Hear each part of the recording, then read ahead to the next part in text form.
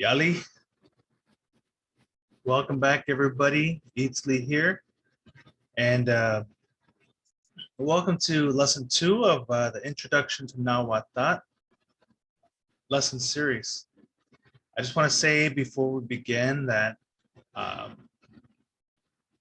got a really strong positive response from that first video that I made, and so I just want to thank you all. Quite a few people subscribed and messaged me and were really interested in it. I wasn't quite sure what to expect when I started it. And so, kamati to all of you for your support. I'm going to continue going strong. And once again, just teaching you everything that I know about the language. Again, we're focusing on the worldview where it's more of like a decolonization tool, learning the language to see how indigenous people viewed the world. Now today, lesson 2, we're going to be talking about colors. So it's going to be an introduction to the colors and other adjective-like words. Okay, so by the end of the lesson, you'll have an understanding of how colors work in the Nahuatl worldview. And when I first learned about this, it blew my mind. I mean, the way that colors are constructed is just really amazing. And so once again, once we learn how the colors work, how they're constructed, you're going to have a really good perspective of how this kind of influences the indigenous worldview. One other thing I want to point out is language preservation is very, very important. You know, people were asking me like, okay, how can we learn Nahuatl but still respect the indigenous communities? And I just want to put it out there that learning any native language is absolutely essential. And Nahua speaking peoples understand this, right? And so the fact that you're making an effort to learn about the language is really a step in the right direction. And of course, you know, we're moving on from that misappropriation of language, and it's more like, okay, how is language used now? And so that's kind of the goal of it. And so as we go through this, I want you to understand that, yeah, any native language is one step towards preservation. And my Temachtiani tells me that although Nahuatl is very prevalent, and we see these statistics of people saying that, well, you know, millions of people speak Nahuatl, right? It really, in his perspective, it's still an endangered language. Some examples: a lot of people who speak Nahuatl, even here in LA, you'll encounter a lot of people. They don't admit to speaking it. You know, it's a source of shame, as you all know. You know, colonization in Mexico, there's so many layers to it. But the people who know the language are mostly older people now, and of course, when that generation starts to pass away, you know, it's going to really hit the language very, very hard. And now it is one of those languages that's since it's so prevalent, a lot of the structure of the original structure of the language is still in place, and you'll see that very clearly today as we go into the colors. And that's in very sharp contrast to other languages that are more closer to being extinct. You know, they're more heavily endangered than Nahuatl. A lot of those languages, you know, have a ton of Spanish loanwords, and a lot of the original structure are no longer in place. And so once the language starts to deteriorate and become endangered, that starts to happen. And so we're at a very good place with Nahuatl as far as the resources that are available to us, which of course this is one of them. And so I just wanted to frame that you should definitely learn an indigenous language, whether Nahuatl or some other language, because you know, it's really, really important to pass on to the generations, but also in preservation. And so I was thinking about the response that I got, and I said, you know what, I'm gonna make a companion book series because I felt like, you know, I can only talk about so much in a video. For those of you who want to go deeper and you want to do more work with it, I think that you do need to, you need more practice than what a video series can offer you. The video series is more of like an explanation of the etymology, practice with the pronunciation of these words, whereas this book, it allows me to go a little deeper and give you more examples than what I can offer in a video. And yeah, just more opportunity to practice. And so I'm so excited about this book series because um, I decided to make it in like a children's book format, so there's a lot of visuals, because when it comes to language acquisition, that's a really important thing to for in your mind, to link the visual with the actual word. I also decided to make it trilingual because I know that a lot of people come, you know, with differing levels of mastery of the different languages, the colonial languages, and so I wanted to put those in there as well. And so level 1, 2, and 3 patrons, I'm going to send over an ebook copy of all of the books as they come out. I don't know if I'm going to have a book for every single video. That would be nice, but I'm not sure if it, you know, it fits. Like this book fit really well with this lesson, so I went ahead and did that. And so in the process, I also founded my publishing company. So it's Nahua Publishing, which is exciting. I'm going to make a new level for my Patreon.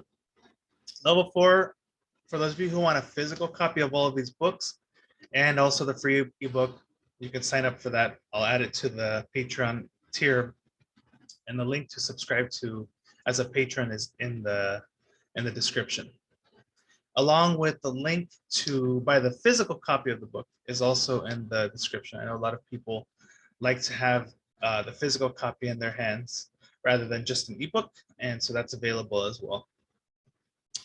I'm hoping to offer it through a different publishers, you know, Amazon and independent publishing as well. Just know that if you're going through the independent publisher, it does take a few more days than the Amazon, but I'll put both links in the description. And so this is the cover here, and this is just an example of what will be inside of the book. Okay, it's gonna, like I said, it's like a children's book theme, and so I'm gonna have a visual of the color, and it's gonna be native themed. So the actual images are gonna come from Mexico, which is really nice. You know, a little nice touch. Like all of the images have that theme, and so when you're looking and learning, you can utilize that visual as you go. So here's an example. This is black ink, and in Nahua culture, black ink is really important. There's a saying that goes, the black and the red ink, and that means that it's sacred words. So when our ancestors painted the words into the codices, the books, they usually use red and black ink as the basis of the book, which is where that comes from. And so in this video series, I'm going to teach you the etymology. I'm going to teach you how the words for colors came to be. It's so incredibly fascinating, and you can see like a glimpse of it here. This is in tlili, tliti, and that is translated to the ink is black in English, and then in Spanish, la tinta es negra. Okay, and so I want you to really see right here, because this is going to be the focus of this lesson today. Like this right here. Let me change that to a darker color. So this word, I hope that you're noticing that this word is extremely similar to this word. Now this word right here is the actual color in Nahuatl for black. Okay, it's tliltic. And then this is the word for ink. Okay, so the ink is black. So very, very closely related. We're gonna learn about why that is. You know, why is there this K at the end? We're gonna learn the grammar rules around that. Don't worry, it's not, you know, when I learned Nahuatl, I was I didn't want to learn it like at the linguistic level, like where it's like, oh, you got the preposition and you know, adjective and all these different words, because I don't know linguistics at that level, you know, and I don't care to know it at that level. So I'm gonna keep it real simple, so that, you know, even though you're not a linguist, you can still understand it, and you're not gonna get lost in all the jargon that most linguists use. Okay, so I'm gonna keep it simple, but you're still gonna learn the rules, which is awesome. And so that's my introduction to the book series. The other thing that you need to know is for all the work, all the video series and all the books that I'll be publishing, they're all going to follow the Inali convention.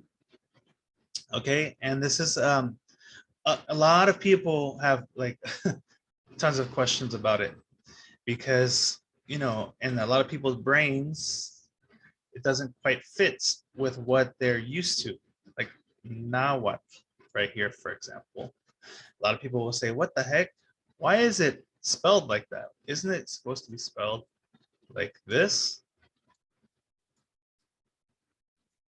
Right? So people will have questions. Now, this spelling right here is based on the classical Nahuatl, which again, as I mentioned in the previous video, the first video, you know, the yes, classical Nahuatl is important. A lot of the, I mean, most of the grammar rules and everything is still intact. The spelling, everything is intact. However, modern Nahuatl speakers don't really like to use the classical Nahuatl grammar rules and spelling rules, because it's really confusing. These grammar rules are from 16th century Spanish, right? And so it doesn't make sense to use grammar rules from 16th century Spanish for a modern day language. You know, if we're supposed to be preserving and continuing the evolution of the language, why would we do that? I'm going to give you an example that hopefully will make it clear. Okay, so in the 16th century, of course, the Spaniards came. They said, oh, what is this place called? And the Mexica told them, well, it's Mexico, Tenochtitlan. Okay, that's what they said. Okay, and so the Spaniards were like, whoa, that's quite a word. We're not gonna be able to pronounce that second part, but we can pronounce the first part, Mexico. And a lot of people don't know this, but back in the 16th century, that Spanish from that time actually utilized the SH sound for X. So I'll write that here. X was the SH sound in Spanish in the 1500s. It's crazy, right? So what that means is the Spaniards back then in the 1500s, when they came to Mexico, actually pronounced Mexico correctly. Well, we know that's not the case now, right? That's not the case now. Well, what happened? Well, this X actually in the Spanish language transformed from the SH sound to now it's, of course, the J sound. And so that's why, even though it's spelled with the X, because the Spanish language changed, it's no longer pronounced Mexico, and now it's pronounced Mexico. So again, if you're utilizing that classical spelling, you are following that 16th century Spanish rule, which even the Spanish changed since then. So why would we expect it to be a good representation for Nahuatl? And so you're really going to have to retrain your brain. I'm going to show you gradually in this video series, like how we can do that. Okay, but if you get the book, it'll really help you to kind of reprogram your brain so that when you see it, you know, it's gonna be clear to you what the sound is. Now, if the people who use Anali are the really important people that they're the Nahuatl, they're from the community, you know, they're the ones preserving the language. A lot of the old time scholars, the white scholars, they insist on using the classical Nahuatl rules. Why? Because it's easier for them. But do we really care about what the old white scholars think? You know, I don't think so. And so you're probably gonna, again, it's gonna be weird at first, but this is the system. This is the most prominent changes that we can see going from classical to the Inali spelling is C turns into S. Now that's the thing about Nahuatl. The classical Nahuatl spelling, like you would have to know the rule to know, for example, put it right here, that Goat is a case, the C is the K sound, right? Okay, but sometimes it's not a K sound. This is not a K sound. This is Siwat. And so one is the K sound, one is the S sound. So using that C doesn't make any kind of sense because the only way to know is to kind of memorize the grammar rules, which can be really difficult, or just memorize the sounds, which can be difficult if you're not around the native speakers. You know, a lot of people, well-intentioned, myself included, have been speaking Nahuatl for a while, practicing Nahuatl for a while. But I'm gonna tell you, most of us have been mispronouncing a lot of these words because of this. Okay, so here's another one. QU. Those of you familiar with classical Nahuatl will think of Quetzalcoatl. But because there's a U there, a lot of people will think it's Quetzalcoatl, right? Because you're just kind of pronouncing that U, but that's not, the U is not pronounced. So this is classical. So instead of that mess, we're just going to use K, right? Instead of whenever you see a Q, we're replacing it with the K. Or QU. And then this one is CU. The word that comes to mind is, let's see, I'll type it right here. Quetzalcoatl. This is this means lizard. And so look, well, this kind of actually still matches the KW sound. So what we're gonna do is we're gonna say, instead of CU, we're gonna do KW, because some people will be confused and they'll say, instead of Quetzalcoatl, they might say Quetzalcoatl, right? And they're put a little bit too much emphasis. That's not how the sound goes. So it's KW, Quetzalcoatl. The other thing we're gonna change is the Z. There's no Z sound. It's not Quetzalcoatl. No, it's it's an S sound. So anytime you see that, we're gonna change it. So all the Z's, we're gonna just change it to an S. And so I hope that you're starting to see that it's clearer with the Inali spelling, because we know exactly how to pronounce them now, right? It's Goat, it's Siwat, it's Quetzalcoatl.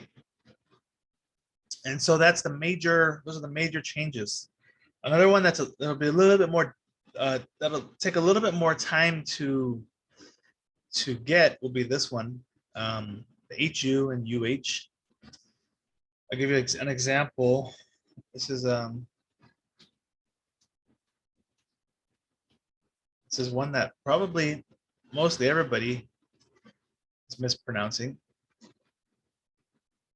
Okay, so this is Miklan. Most people pronounce it Miklan Tekutli. Well, you're just reading it. You're reading it the way that it's spelled. So I pronounced it like this for many years, Miklan Tekutli. However, the classical Nahuatl spelling that the Spaniards implemented, okay, said that the UH part here, the UH is actually a W sound. So it's not Kutli, it's a W sound. So it's supposed to be like this. So it's supposed to be Miklan Tecuitli, Miklan Tecuitli. So anytime you see that Tecuitli, it's not U, it's Tecuitli. Okay, so that's a big one. A little bit more practice, but I'm just gonna leave this here, and it's also printed in the book.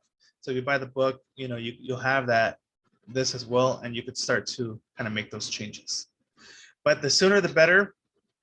You know, this lesson series is going to help you with that change. So let me clear all this out. We'll go on to the next slide. Okay, so to understand colors, we have to understand something really, really important. In English, it's the color is an adjective. So like the fire truck is red, for example. Okay, that's an adjective. It's describing a noun, right? So we can say that the truck is big, the truck is red. These are all adjectives, descriptive words. Well, in Nahuatl, I know it's kind of trippy to say, but there's no adjectives in Nahuatl. Nahuatl is a very action-oriented book. Those of you who read, not book, sorry, language. Those of you who read Jim Maffei's book on Aztec philosophy, really important book. He talks about that a lot. He talks about it, how everything, philosophically speaking, everything is constantly in flux. Everything is always in the process of becoming something else. So an example he gives, like once we're born, we're born and then we start growing and then we're dying, right? Like we're in the process of reaching that stage. And so it's always in flux. There's always motion. I think this is a really great example of what he's talking about. You know, an adjective is kind of like a stationary thing. It's like you're big or you're red. It's like it just is.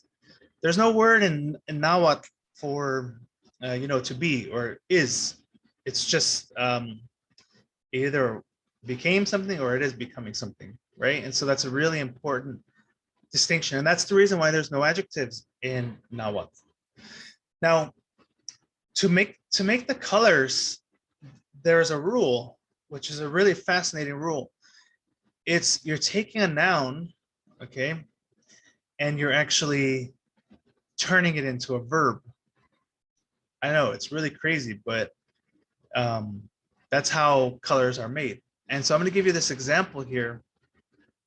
I'm going to give you a few examples so that we can kind of get the hang of the rule, and then we'll get into applying it towards the colors. So for example, we have at. Okay, so at is water. Now, I'm going to put these are endings in parentheses. Okay, so there are a lot of different endings that nouns can have. That's a really important thing for you to understand because a lot of times these nouns are going to get dropped because in Nahuatl, the words are combined. And so when the words are combined, you're dropping the endings depending on the location of the word. And so what that means is whenever you see a, okay, an a, well, that means that the TL is being dropped. Usually, I mean, it's not like every time you see an A, but usually it's going to be in the beginning of the word. So I'm going to give you an example here. Akali. Akali. This is a word that means this is water. Okay, so once you get the hang of it, you'll start to see it. Akali. Well, this is Kali. This is house. Akali. So what can Akali mean? A house on water. What is that? A house on water. Did you get it yet? Yes, it's a boat, right? So the boat is the house on the water. And Nahuatl is really beautiful in that way. It's a very poetic language, and it's just very beautiful because a lot of the philosophical, I mean, a lot of the words when you combine them, they get real philosophical, and it really makes you think. Like if you think about it long enough, you can start to figure out what what these words are intending to mean. Same with the colors. Now, there's a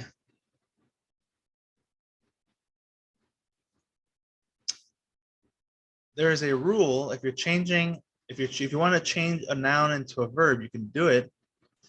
This A right here is here now. Okay, so once again, the TL is dropped, which is why we have it there. And what's happening here is we're adding this part. I'm gonna highlight it. This tia, okay, so tia is an ending. If you add that to a noun, you can add it to any noun you want. And you just made a verb, and the verb means something. In this case, it's like tia, like literally speaking, it's like to become water, right? But more figuratively speaking, it can apply to something that's melting or smelting. So we're talking about you're turning a solid into a liquid. So that process is a tia.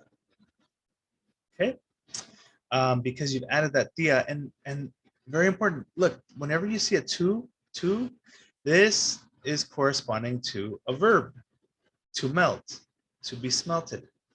This is actually the present tense of the word. So that means that something is being melted at that moment. Once again, that action, okay, the action is happening. Now, atik, you're taking the A once again, you're dropping that TL, and so that means that this is the new ending. So tik. And if we want to use the Inali spelling, it should be tik, like that. And so this is a really interesting one, and I want you to remember tik because this is how you create colors. Okay, and I say create colors because there are like basic words for the colors, but you can also make your own colors if you wanted to, and people would understand you if you're using the proper rule. Okay, so you add that tik at the end. That's going to signify that something has already become that thing. So look, liquid. Hey, it's not melting. It is already a liquid. And so this tik is the past tense. Okay, this is past. Dia is present.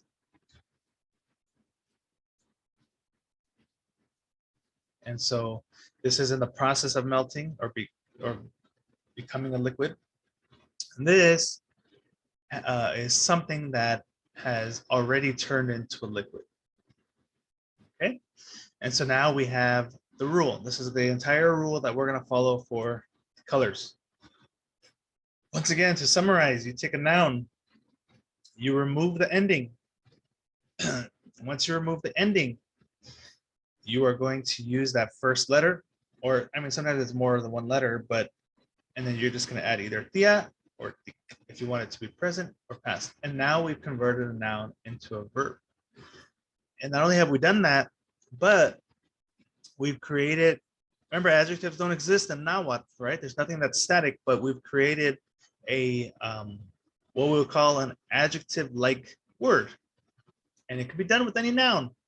Some are more prominent than others, But if you use it with any noun, like any Nahuatl speaker will understand what you're doing, and they will understand, you know, what you're talking about, which is amazing because they understand the rule.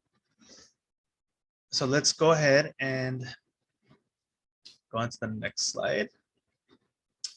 And so, okay, look at this visual here. It's a pig, right? It's a pig in mud. Now the word for pig is pitzot.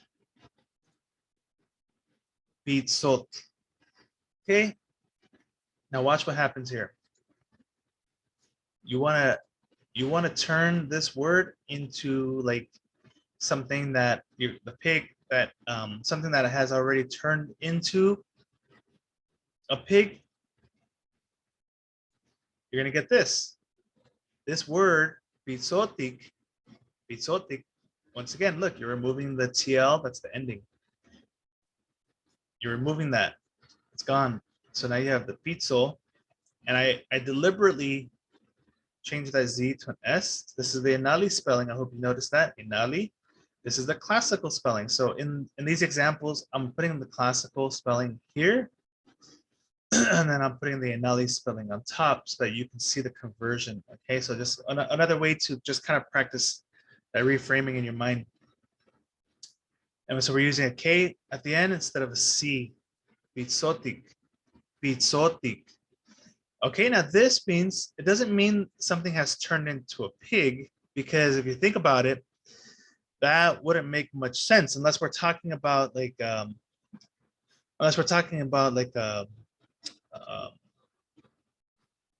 brujo who can shapeshift, right? No, we're not.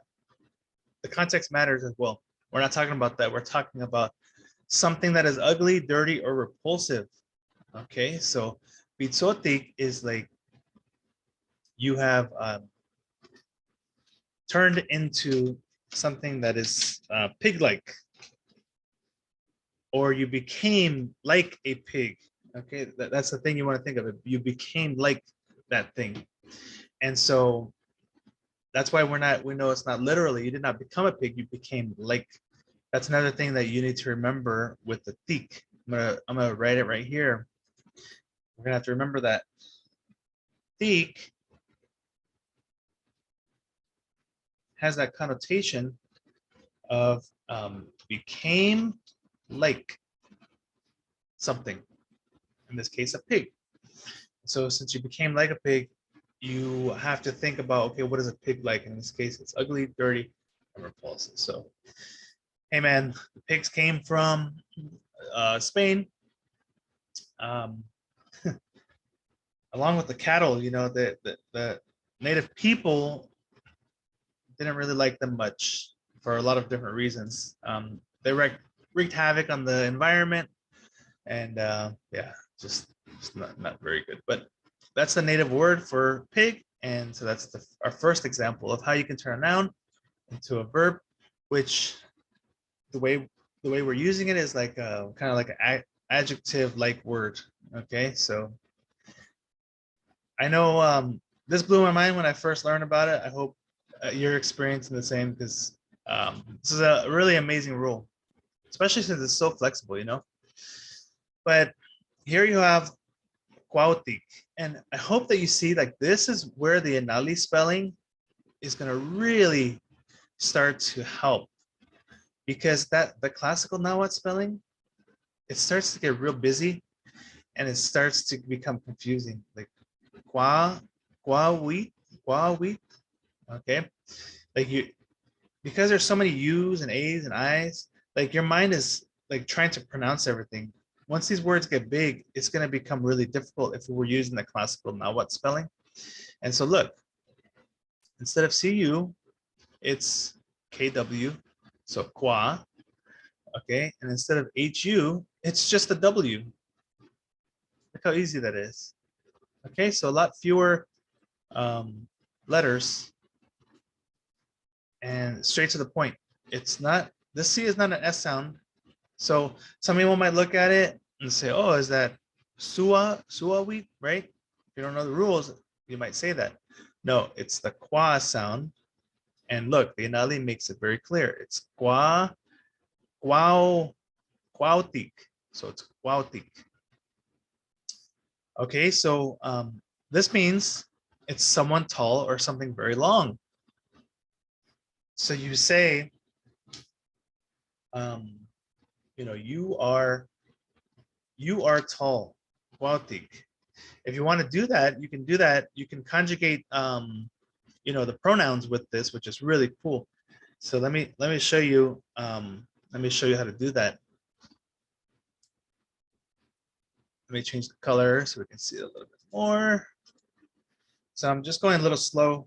Sorry if I'm going too slow, but I'm combining a lot of different concepts right now, and so I want to make sure that you know you're following along. So ti is the pronoun for you. Okay, so that's you. Now you want to attach that ti to a verb. Well, hey, we just made a verb. This is a verb. Pautik, right? We came from a noun. And so you can just go ahead and throw it in. And we'll learn more about verb rules with pronouns later, but this is it. The, oh, sorry, I spelled that wrong. See, I was like, wait a minute, how am I going to pronounce that? All right, so it's the, oh, it's still wrong, isn't it? Okay, so it's the quautik. The quautik. They means you. So you put these together, that means that you are very tall. You are very tall. Okay, I'm going to give you another example. These pronouns are important to learn, especially when we're talking about verbs, which we are talking about verbs. In this case, ni means I. Okay, so what you're saying is ni quautik, I am very tall. I am very tall. Ni quautik, I am very tall. Ti quautik, you are very tall. Okay, and so again, it's not you're not saying that you are a tree, literally, right? You're not saying that I am a tree. You're saying it became like a tree, which means you have to think, you have to process it in your brain. You say, okay, well, how is a tree? A tree is tall, and so that's a common way of doing it. Now, a tree is also a lot of other things, isn't it? A tree is also hard. Okay, and so turns out that this word quautik can also mean something hard or something that has been hardened, right? And so that's the beautiful thing. Wow, it's like, wow, you take the quality of a tree and it can go either way. Of course, depending on the context. If you're pointing at something that's very tall, then now what speaker is automatically going to know, oh, you're saying quautik in tall rather than hard, right? So the context matters quite a bit. So I hope you're having fun. This is great. I love this rule. This is my favorite Nahuatl rule right now. But this one is a trip. This one is etik. Etik. Now it comes from et, which is bean. So freehold right there. Okay. Et. Now the TL is the ending, and so the TL is being dropped. And so we're just taking that E and we're adding it to our ending. Tik. So it became like a bean. Now, this one is kind of weird because it's one of those that's like a common phrase in modern Nahuatl. And so you might be thinking, well, what could that mean? You became like a bean. What are you, small? What are you, brown? What, white? No, it actually means something heavy. Okay, so sometimes the meaning is something very specific, and it kind of takes a little bit of time to think about why that is. Etia, I just added etia here just to remind you that we're focusing on the past tense with the tik, but you can also make it present tense. Okay, etia. Etia is present tense. By the way, if you haven't noticed this already, when we're pronouncing these words, we're pronouncing them like the Spanish alphabet. Okay, so I want you to remember that. If you don't know the Spanish alphabet and how the sounds are made, you should study that, because that's going to be a really crucial understanding in order to get these right. You know, like an English speaker, for example, might wonder, like, is it e-tike, right? Or e-tik, e-tike, right? Like there's so many different ways to pronounce these letters in English. And so an English speaker is going to have a little bit more trouble reprogramming their brain. If you already speak Spanish, then your brain is already programmed. You just got to make sure you switch over to Spanish when you're pronouncing these words. Okay, so it's etic, because in Spanish the E is e, and in Spanish the I is E. And so just something to note as we go. Why does it mean something heavy? I have no idea. There's a lot of different hypotheses out there. My Temachtiani, by the way, means teacher. My Nahuatl teacher, he thinks that it has to do with in the pre-Columbian days. I don't know if you ever seen the codices. I didn't put a picture here, but like in the Codice Mendoza, there are these big bins full of beans, and they were supposed to be sent to Tenochtitlan as tribute from all the different Altepet or cities. And so that's his idea, that the crate to carry the beans was extremely heavy. And so that's why it got that. I was thinking of like how you feel when you eat beans. Like when you eat beans, you feel a little heavy. And so full of gas, right? So maybe that could be something. But why is something heavy? I don't know. This one is more abstract than the others. It's not as straightforward. But that's the beauty of it, right? Like you're thinking about it, and this is how you're thinking about it is exactly how a Nahuatl speaker would do it. If you did this, you put a tik at the end of a noun. All right, this one is tralitic. Tralitic. This H here is pronounced. It's like a, so it's tralitic, tralitic. So you do have to stress that a little bit more. Okay, so don't forget about that H. It's a common error, and it does take some practice to actually pronounce it. Now, the reason why there's an H, Tlali, if you're not familiar, Tlali is earth. It's the earth, okay? So you have Tlali, and then this part here comes from Itek, Itek. And so Itek is inside of something. And so you put those two together and you add the tik at the end. Of course, again, we're dropping these endings. Okay, in this case, this would be the ending. We're dropping them. And so that's how you get Tlali. Now this one is a little bit more complex because you have two different words that you're combining. Okay, and then you're attaching that tik at the end. And so this means underground. So it became like the inside of the earth. Well, what is it like in the inside of the earth? Well, it's underground. And so that's the reasoning for that one. This one's really cool. I like this one because it really requires you to think of a visual. And this is chiquitic. The stress is always on the second to last vowel, by the way. I'm just kind of combining a lot of different rules as we go. But again, like these are all like basic rules, right? So if you want to go somewhere else and learn like basic Nahuatl pronunciation and sound, like that would really help you. But if not, you can just memorize them as I'm telling you them, right? This is chiquitic, chiquitic. The stress is on this I right here, chiquitic. And so this means a big belly or a punch. I put this little guy here. It's got a big belly or a punch.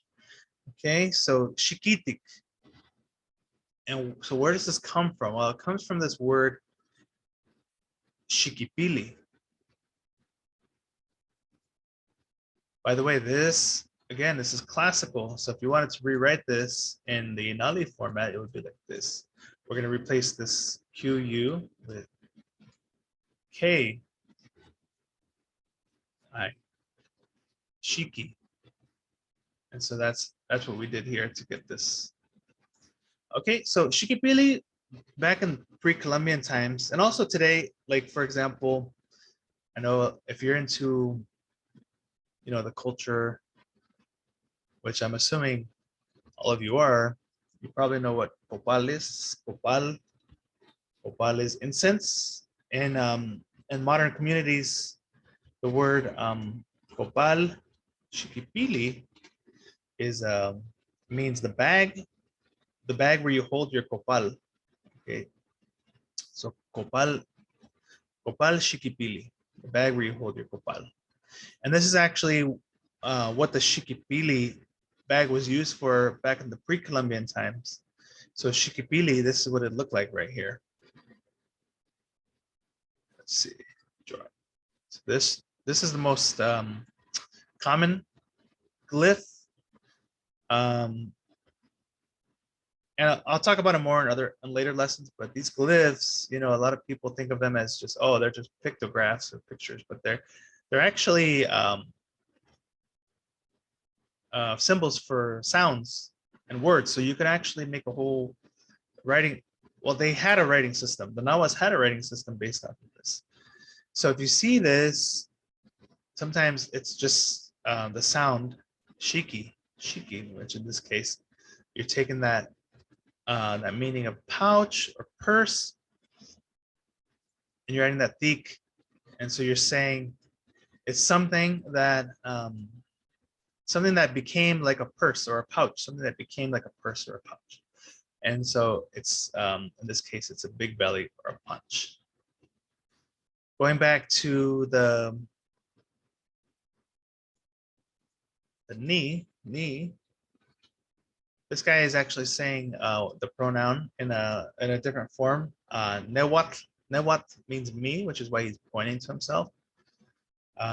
We'll talk more about that later, but for now, ni is just Nahuatl or me when you add it to a verb. Remember, this is a verb now, right? Even though it's like an adjective-like word, it's still a verb. And so it's ni. We have to follow the verb rules. So in this case, it's like this. So this guy can say ni shikitik, right? And that would mean I have a big belly or a big punch.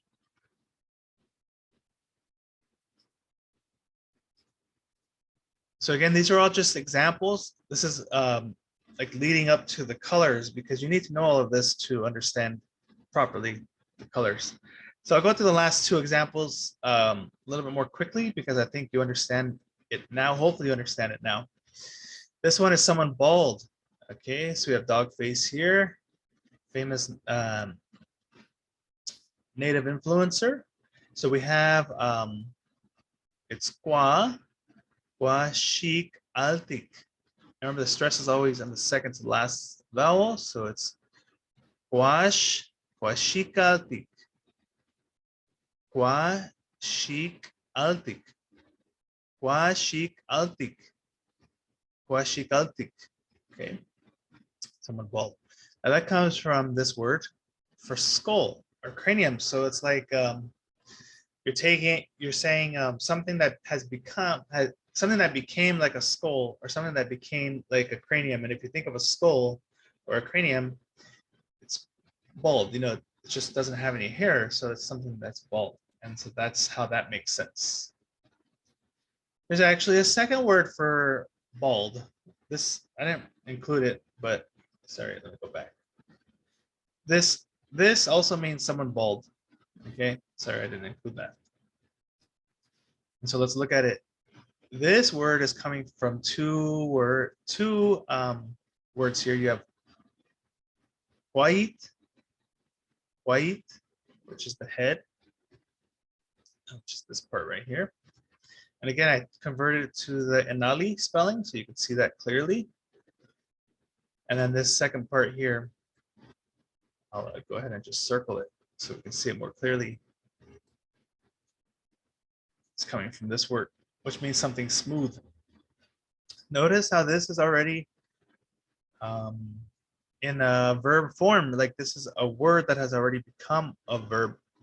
So you can do that. You can add a word that's already a verb to a noun and make a new word or a new adjective-like word. So it's kwa shipetstik. Kwa shipetstik. Again, the stress is on the second to last vowel. Kwa shipetstik. So it's like something that became like a head, a smooth head. And so famous actor here, in a lot of movies. Yeah, it's a smooth like head. So that means bald. So you can use any of those words.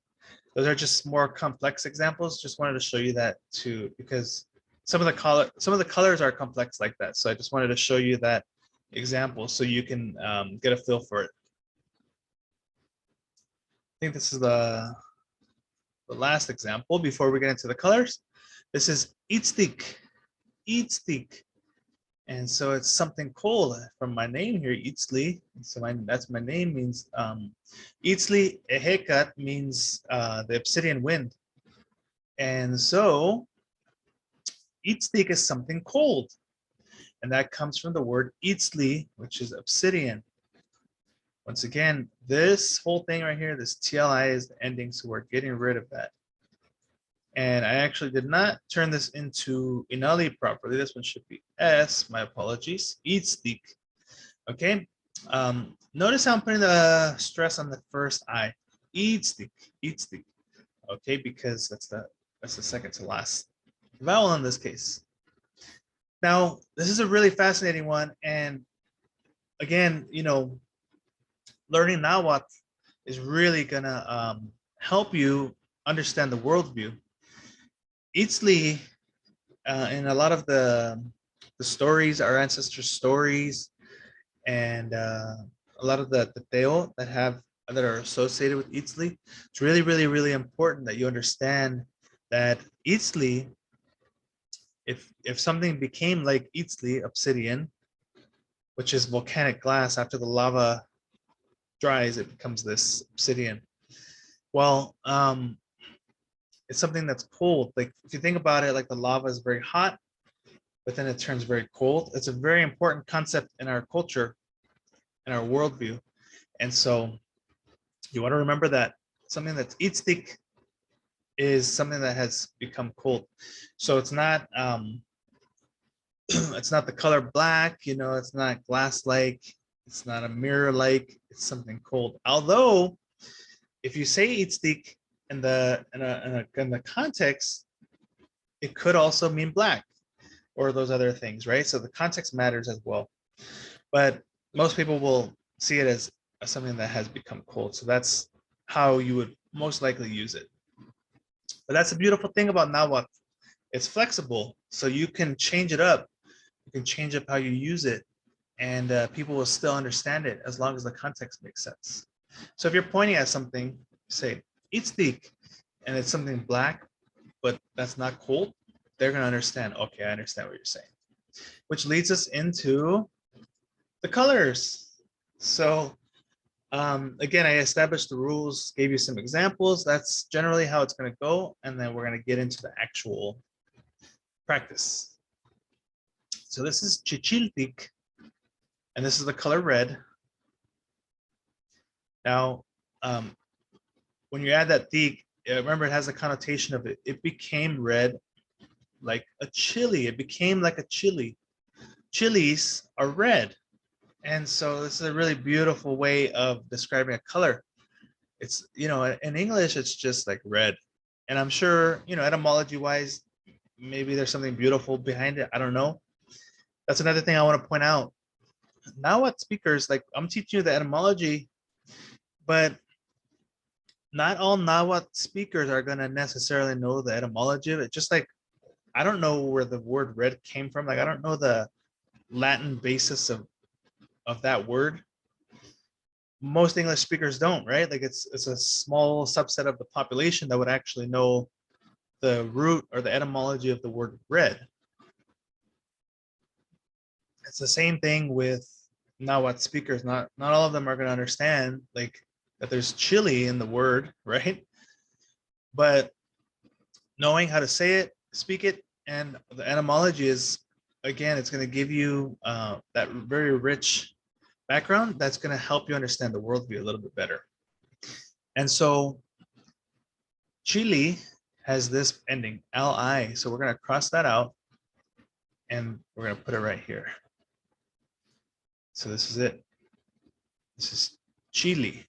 And you might be wondering, what's this chi? When there's a chi, what does that mean? It doesn't have, what does it mean, right?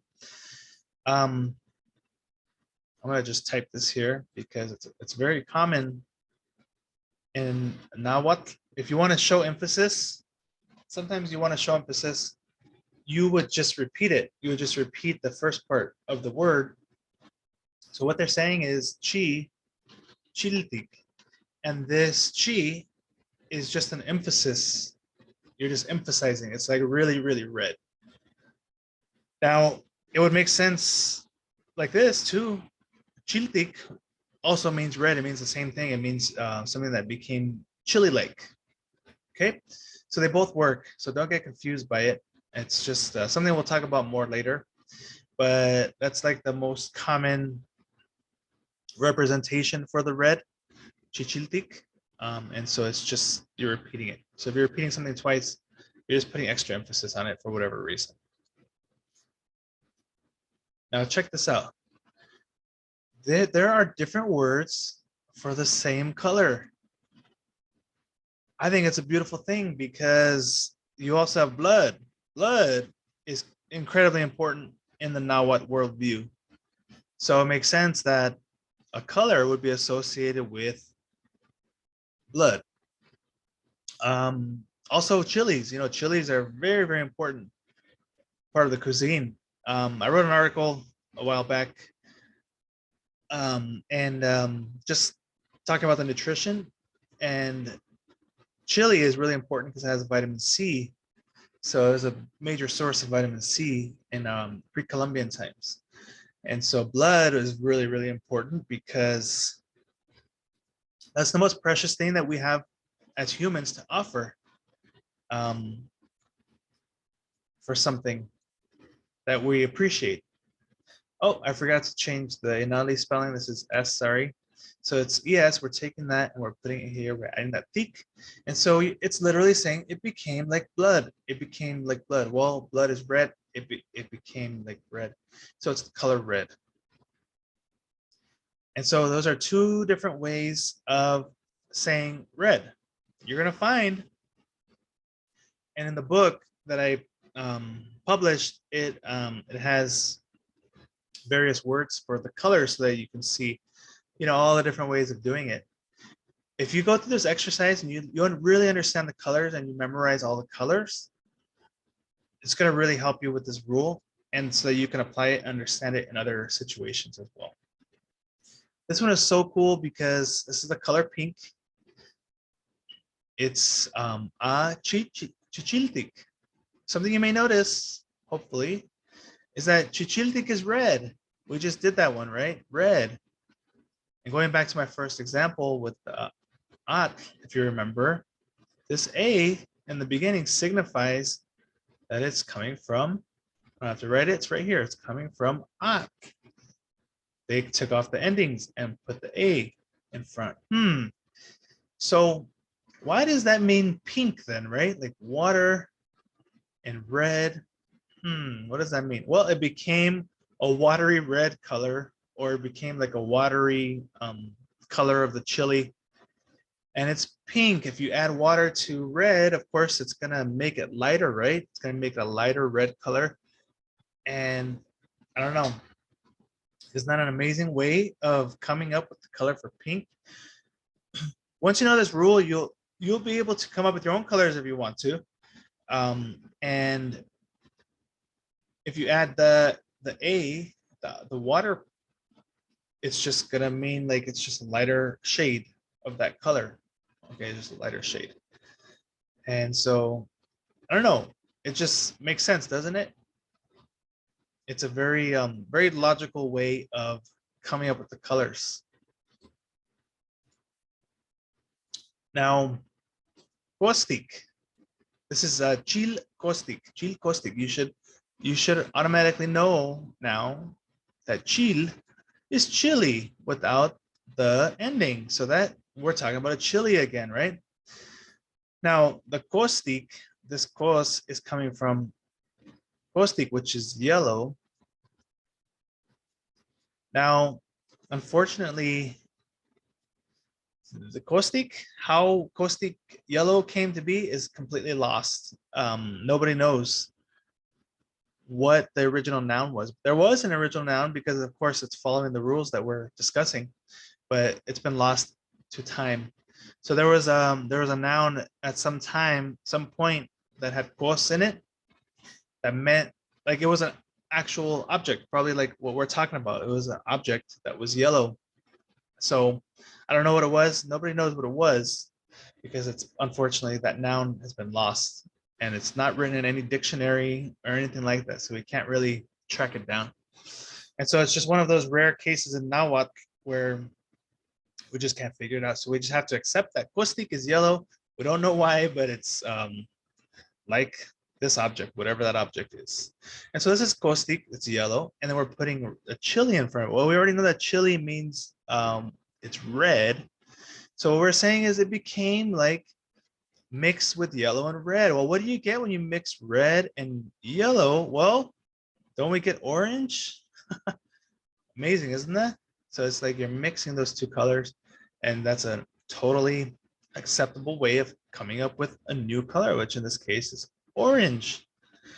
Hey, but there are different shades of orange. You know, you have dark orange, but then you also have these other shades of orange. Well, chilcostic is just going to be the basic orange, but you also have chilcostic.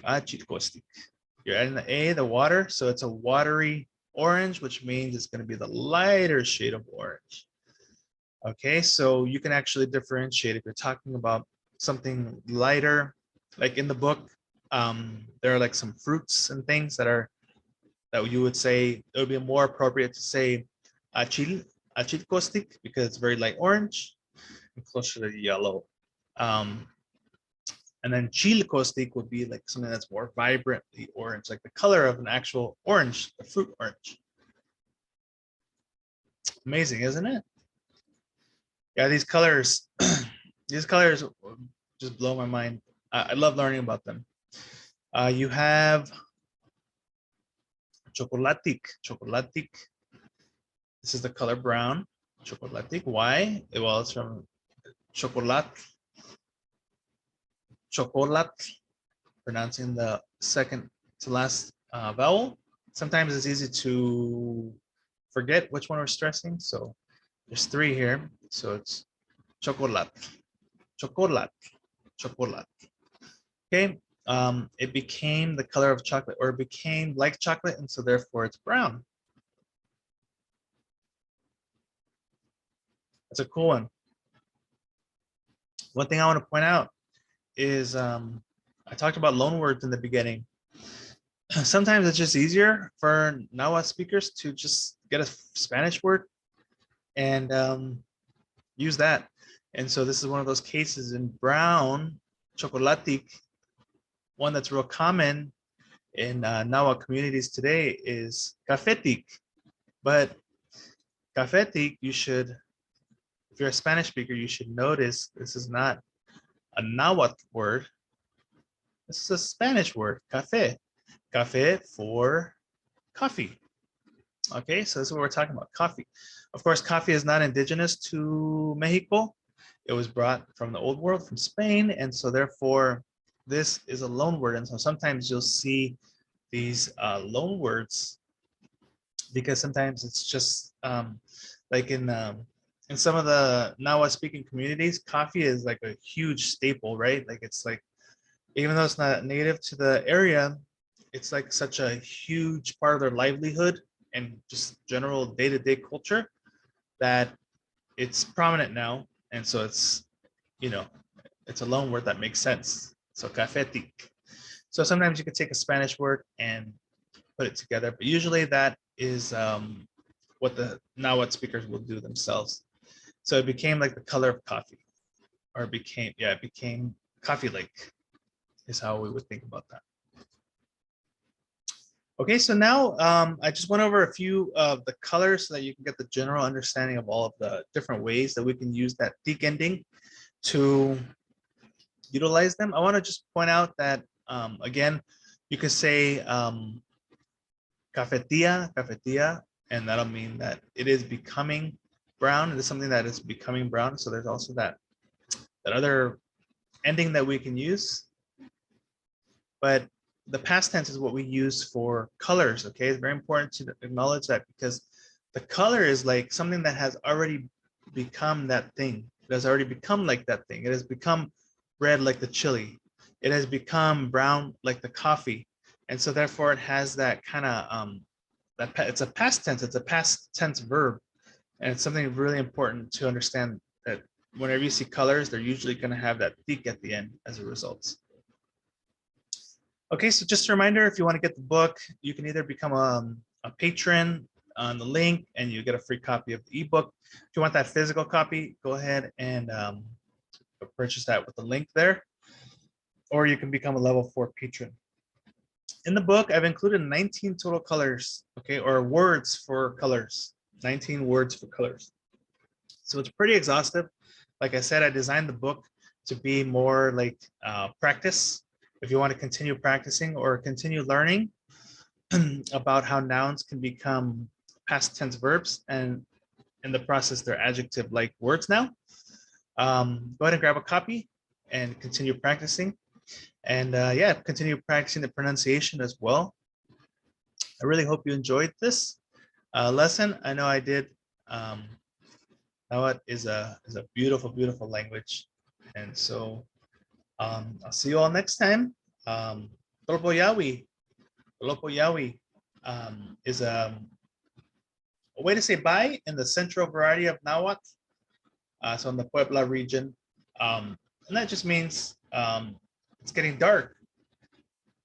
It's getting dark. So that's just another way of saying bye or saying hello. Okay, so Tolpo Yawi, it's getting dark. So Piali. Until next time.